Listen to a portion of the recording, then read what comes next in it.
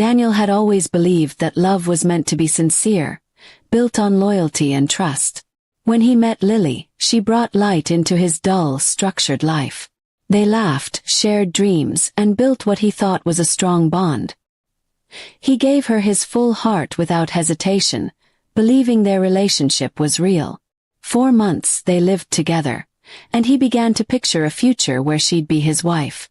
But one evening, fate exposed a truth so cruel that it shattered everything he believed about love. He came home early that day, hoping to surprise Lily with dinner and flowers. Her phone was on the kitchen counter, ringing. Out of habit, he picked it up to hand it to her, but what flashed on the screen stopped him cold. A message preview from a contact named Mark. It read, "Just a few more weeks, and she'll be mine again." Confused, Daniel's hands trembled as he scrolled through the messages. What he found were conversations between Lily and Mark, full of promises and secret plans. In the chat, Lily had written, "Don't worry, he's just a temporary guy. I'll leave him when you return." The words struck Daniel like a knife. Every affectionate smile, every late-night talk, every whispered "I love you" suddenly felt like a lie. His chest tightened as he realized he wasn't her forever. He was just a placeholder. The woman he adored had been waiting for someone else all along. He sat there for hours, staring at the screen, unable to cry, unable to move. His heart wasn't just broken, it was numb. When Lily came home later that night, humming a song, Daniel looked at her differently for the first time. Her face, once so familiar and comforting, now seemed like a mask. She noticed the phone in his hand and froze, her smile fading instantly. "You read my messages," she said, her voice trembling slightly.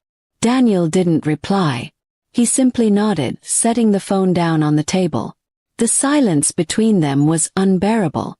She tried to explain, saying things like, "It wasn't serious and you were good to me," but each word only deepened his pain. Daniel stood up and walked past her. He didn't shout, didn't demand answers. He packed his things quietly, the clothes, the books, and a few photographs. When Lily realized he was leaving, she tried to stop him, grabbing his arm. "Daniel, please, I didn't mean for you to find out like this," she whispered. He turned to her with eyes full of quiet sorrow. "You didn't mean for me to find out," he said softly, "but you meant every word you wrote." That night, Daniel left the apartment without looking back. He drove for hours, ending up at the old seaside spot he used to visit as a child. Sitting there with the cold wind brushing against his face, he finally let the tears fall. The ocean's waves echoed his heartbreak, endless, restless, and full of noise. Days turned into weeks. Friends called, worried about him, but he didn't have the strength to explain. Instead, he threw himself into work, trying to numb the ache. Every corner of his home reminded him of Lily. Her laughter, her perfume, the half-finished book she'd left behind. He wanted to hate her, but he couldn't. He only pitied her, for confusing love with convenience. One afternoon, Lily showed up at his office. She looked different, tired, regretful. "Mark left," she said quietly. "He said things changed." Daniel looked at her, emotionless.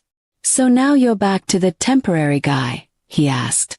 She flinched, tears forming in her eyes. "I made a mistake," she said. "I realized too late that you were the one who truly cared." Daniel sighed deeply. "Lily," he said, "you didn't lose me when you chose Mark.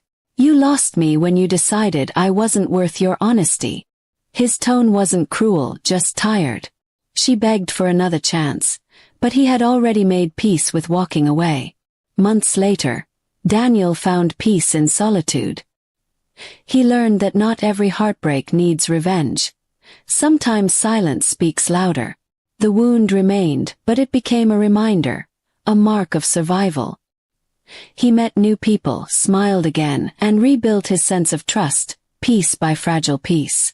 Lily, on the other hand, often sent messages apologizing, all of which went unanswered. She saw him once from afar, laughing with friends, his smile genuine. It hurt her more than she expected, realizing that she was the ghost in his story now. Daniel never spoke of Lily again. But every time he saw a sunset, he remembered that night he left her apartment, and how, despite the pain, that was the first step toward reclaiming his dignity. Sometimes love isn't about holding on. It's about letting go before it destroys you completely. And so, he walked forward. No longer a temporary man, but someone who finally learned his worth in the silence that followed betrayal.